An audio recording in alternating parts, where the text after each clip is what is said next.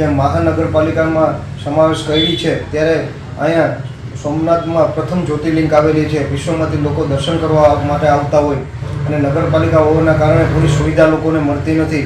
તો મહાનગરપાલિકા બનાવવામાં આવે તો વેરાવળ પાટણ ભીડિયા સંયુક્ત નગરપાલિકા છે ને આજુબાજુમાં મોટા પાયે ઓછી વિસ્તારો પણ છે જે તાલુકા પંચાયતમાં નથી આવતા કે નગરપાલિકામાં નથી આવતો, તો તેનો સમાવેશ કરવામાં આવે અને આજુબાજુ ગામડાઓને પણ મોટો ફાયદો। વર્ષો જૂની માગણી છે કે જૂનાગઢ જિલ્લાનું માળિયાહાટીના તાલુકો આવેલો છે, એમાં એકમાત્ર નગરપાલિકા છે એ ચોરવાડ નગરપાલિકા છે।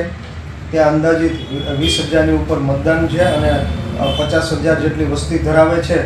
જો ચોરવાડ શહેરને તાલુકો આપવામાં આવે તો તેની ચોરવાડ શહેરની આટલી મોટી 50,000 વસ્તી ધરાવે છે અને આજુબાજુના 35 થી 40 ગામડાને તેને ફાયદો થઈ શકે। એટલે વહેલી તકે અમારી અને તમામ આજુબાજુના ગામડા અને ચોરવાડ શહેરની માગણી છે કે ચોરવાડ શહેરને તાલુકો બનાવવામાં આવે અને આ પ્રશ્ન પણ હું વિધાનસભામાં પણ પૂછવાનો છે। અમારી તમામ માહિતીથી અપડેટ રહેવા માટે જોડાયેલા રહો S9 ન્યૂઝ સાથે।